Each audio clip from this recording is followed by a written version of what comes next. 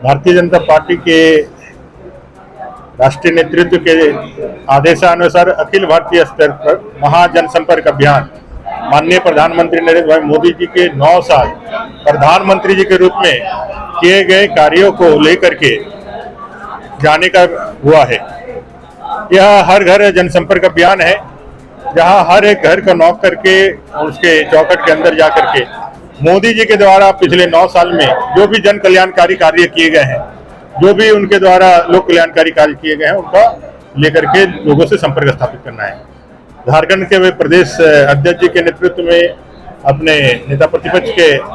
आदेशानुसार अनुसूचित जाति मोर्चा झारखंड प्रदेश भी अपने अनुसूचित जाति क्षेत्र में, बहुल क्षेत्रों में इस महाजनसंपर्क अभियान जो 30 मई से 30 जून तक चलने वाला है, तो उसमें अपनी भूमिका निभाना है। और हम लोगों ने दलित बस्तियों में बस्ती संपर्क अभियान के तहत भी अपने अम्बेडकर जी के जयंती पखवाड़े में हम लोगों ने ये काम भी पहले किया है, लेकिन ये विशेष कार्यक्रम के रूप में हम लोग कर रहे हैं। और इस विशेष कार्यक्रम में मोर्चा अपनी सहभागिता निभाने के लिए आज तैयारी बैठक तो यहाँ पे जुट रहे थे और सभी को टास्क दिया गया है, सभी को बताया गया है और सभी फील्ड में जाएंगे। और आने वाले 2024 में ये 14 लोकसभा, इस बार 12 लोकसभा हम लोगों को मिली थी, 14 लोकसभा कैसे हम जीते, इसके लिए अनुसूचित जाति मोर्चा अपना 100% एफर्ट लगा करके लोकसभा भी और विधानसभा भी जीतने का जो हम लोगों का लक्ष्य है उसको पूरा करने में सहायक सिद्ध होगा। इसको लेकर के तैयार होगा। क्या लग रहा सर, कितना फीडबैक मिलेगा, क्या बेहतर रहेगा जनसंपर्क? जनसंपर्क में फीडबैक तो मिलेगा ही मिलेगा, क्योंकि जब आप मेन टू मेन आप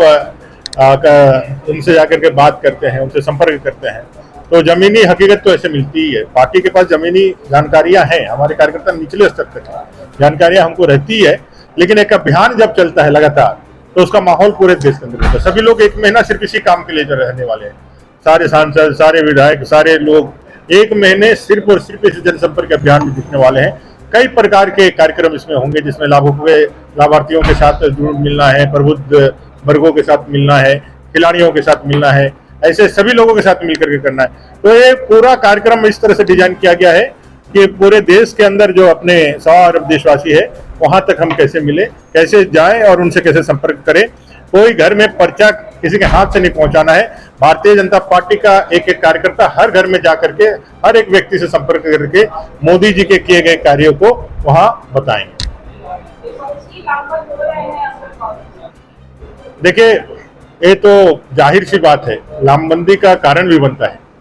क्योंकि मोदी जी के नेतृत्व में जो करप्शन पे 0 टॉलरेंस उन्होंने किया है। उन्होंने कहा है कि भ्रष्टाचार पे 100% अंकुश लगनी चाहिए, और पूरे देश स्तर में जो कार्रवाइयां चल रही है और जिसका फलाफल भी सामने आ रहा है, तो कहीं ना कहीं सारे विपक्षी लोग जो किसी न किसी मामले में, कहीं ना कहीं भ्रष्टाचार के मामले में, कहीं किसी आपराधिक मामले में जहां जुड़े हुए हैं, वो देख रहे हैं कि उनका भविष्य अगर 2024 में मोदी जी आ ही रहे हैं, अगर यदि उनको नहीं रोका गया तो ऐसे सारे भ्रष्टाचारियों का जो अगला ठिकाना होगा वो जेल के सलाखों के पीछे होगा। इसलिए सिर्फ भ्रष्टाचार को कैसे जो किए हैं उसको कैसे दबा जा सके, वंशवाद की राजनीति का ये आखिरी परीक्षा है। देश के अंदर जो वंशवादी राजनीति है, जिसके तहत लोग अपने परिवार को और अपने परिवारवादी राजनीति को चमकाने का और उनको आगे बढ़ाने का जो भारतीय जनतंत्र में, लोकतंत्र में जो उन्होंने हथियार बना के रखा है, उसका भी आखिरी परीक्षा है। अगर यदि 2024 में उन लोगों को लगता है मोदी जी आ गए तो वंशवादी राजनीति का भी समूल नाश हो जाएगा, और देश की जनता या जो 100 अरब देशवासी है, इसका जो आत्म गौरव का अनुभूति, जो आत्म गौरव की अनुभूति मोदी जी के नेतृत्व में जो हुआ है, भारत ने फिर से अपने आप को रिडिफाइन किया है। जिस तरह से विवेकानंद जी के कारण देश का स्वाभिमान फिर से जागृत हुआ था, नरेंद्र मोदी जी ने 100 को फिर से लोगों के जहन में जागृत करने का काम किया है। स्वाभिमान, स्वदेशी और 100 विचार, 100 जागरण करके यह देश आगे बढ़ जाएगा। इस चीज को रोकने के लिए